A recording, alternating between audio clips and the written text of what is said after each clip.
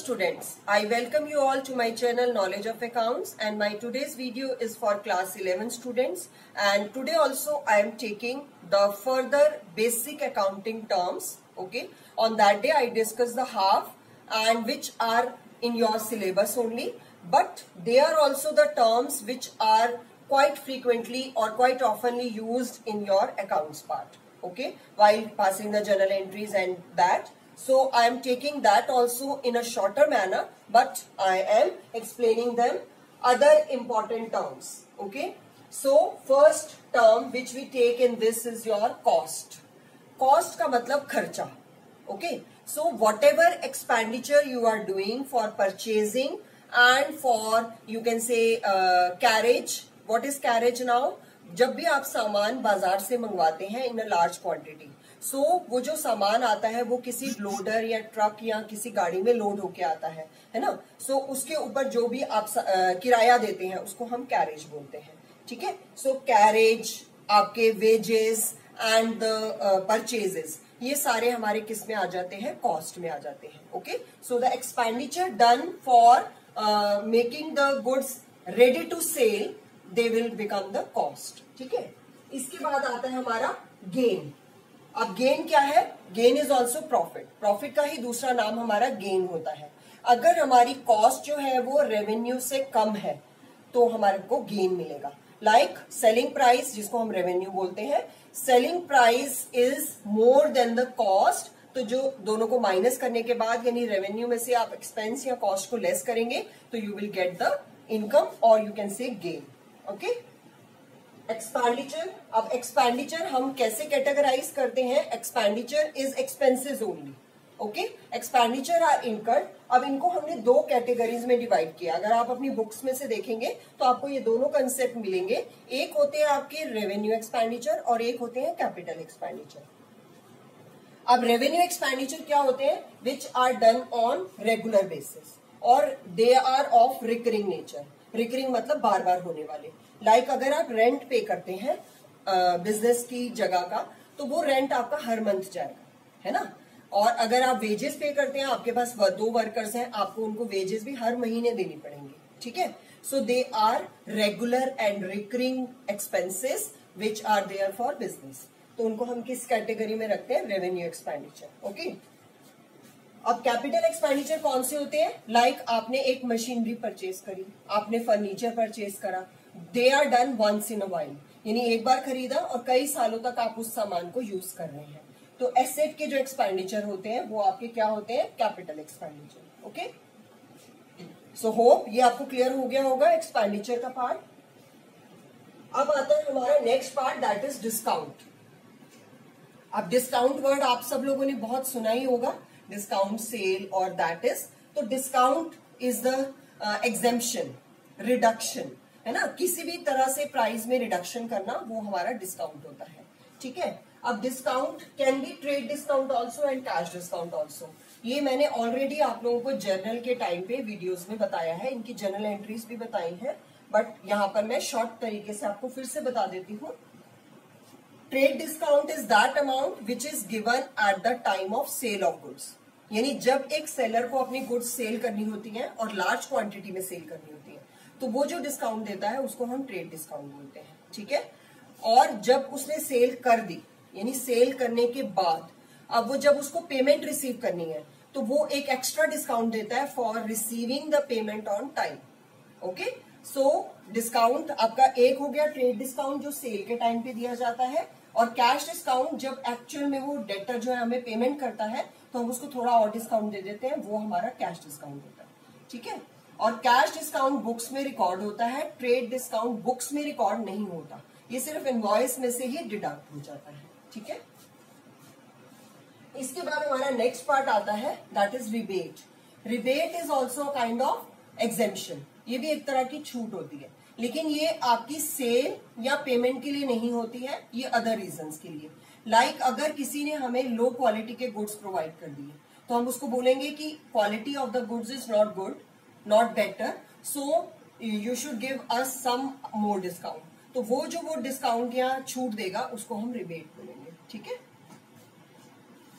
अब आता है हमारा next part, that is account. Account मतलब जब हम एक पर्टिकुलर हेड का अकाउंट बनाते हैं, और इसको आप लेजर अकाउंट से भी डिनोट कर सकते हैं।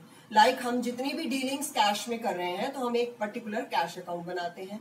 हम जो रेंट की डीलिंग्स कर रहे हैं उनके लिए हम एक रेंट अकाउंट बनाते हैं। So they are treated as account, और ये आपका दो साइड्स में बनता है, debit side and credit side. So left hand side is the debit side, right hand side is the credit side. तो ये आगे जब हम लेजर चैप्टर पे आएंगे at that time we will discuss it. अब बुक्स ऑफ अकाउंट्स किसको बोलते हैं? कि जो भी बिजनेस की रिकॉर्डिंग्स है उनके लिए जो पूरी बुक्स बनेंगी, जर्नल बनेगा, लेजर बनेगा, कैश बुक बनेगी, सेल्स बुक बनेगी, परचेज बुक बनेगी, है ना। एंड फिर उसके बाद जो trial balance, trading and profit and loss balance sheet, उनको हम एक सेट ऑफ बुक्स बोलते हैं या बुक्स ऑफ अकाउंट्स बोलते हैं, जिनके अंदर सारी की सारी ट्रांजेक्शन बिजनेस की रिकॉर्ड की जाएंगी। ठीक है। अब आता है नेक्स्ट हेड, एंट्री। अब एंट्री हम किसको बोलते हैं? जब भी हम किसी ट्रांजैक्शन को बुक्स में रिकॉर्ड करते हैं in the form of a journal entry, तो उसको हम एंट्री बोल देते हैं। ओके, ये आप लोगों ने जर्नल चैप्टर में मुझसे, मेरे मुंह से कई बार सुना होगा कि now how we will pass the entry, so that is the entry only. इसके बाद आता है आपका डेबिट एंड क्रेडिट। दोनों हेड मैंने इकट्ठे बोले क्योंकि जब आप एक एंट्री पास करते हैं तो एक हेड को आप डेबिट करते हैं और एक को क्रेडिट करते हैं। Okay, so debit and credit are the rules. Okay, so एक हेड अगर डेबिट होगा तो दूसरा हेड क्रेडिट होगा, and debit and credit must be equal. यानी एक जर्नल एंट्री का debit and credit both should be equal. चाहे आप डेबिट में 4 हेड लिखें और क्रेडिट में 2 लिखें, लेकिन उन दोनों का जो टोटल अमाउंट होना चाहिए वो सेम होना चाहिए in each entry and same. ठीक है, सो डेबिट एंड क्रेडिट। अब इसके बाद आता है हमारा proprietor. Who is the proprietor? Proprietor is the person who is running the business और who is the owner of business. Okay, so हम प्रोप्राइटर वर्ड इसलिए बोलते हैं क्योंकि अगर सिंगल ओनर है तो उसको हमने प्रोप्राइटर बोलना है। इसको आप सोल प्रोप्राइटर भी बोल सकते हैं और सिंगल ओनर भी बोल सकते हैं, एंड खाली प्रोप्राइटर वर्ड भी बोलेंगे, then also it is meaning same, that one person is running the business. अब नेक्स्ट हेड आता है हमारा receivable. Okay, receivable is the amount which we have to receive. Okay, receivable which we have to receive in future, यानी in some future date. Okay, so उसको हमने receivables बोला। अब इसमें आपके जो डेटर्स होते हैं they are the receivables. Debtors हमने पहले वाले पार्ट में डिस्कस किया। Debtors the persons to whom the goods are sold on credit. Okay, वो डेटर्स हैं। अब अगर हमने उन डेटर्स को एक bill of exchange is a document which is issued just to make sure that the payment will be received after a certain period of time।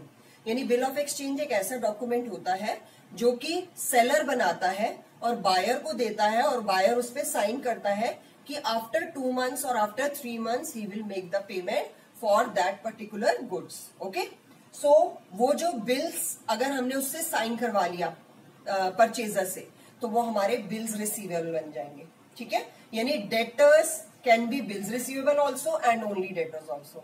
तो इन दोनों को मिला के हम क्या बोल देते हैं? रिसीवेबल्स। दोनों ही रिसीवेबल हैं, बिल्स रिसीवेबल जिनको हमने बिल साइन करवा लिया, बिल ऑफ एक्सचेंज साइन करवा लिया, और जिनसे हमने नहीं कराया वो खाली डेटर है। ठीक है, तो दोनों एक ही चीज है। अब आते हैं हम पेबल्स।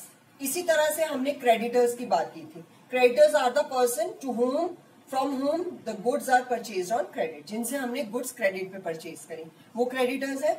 अब अगर उन क्रेडिटर्स ने हमसे बिल ऑफ एक्सचेंज साइन करवा लिया because we have to make the payment, तो वो हमारे लिए क्या बन जाएगा? Bills payable. ओके, सो अगर वो बिल ऑफ एक्सचेंज साइन कराया तो bills payable, otherwise it is only creditor. लेकिन उन दोनों को अगर हम मिलाएंगे तो वो हमारे क्या बन जाएंगे? पेबल्स। ठीक है, पेबल्स ऑफ बिजनेस।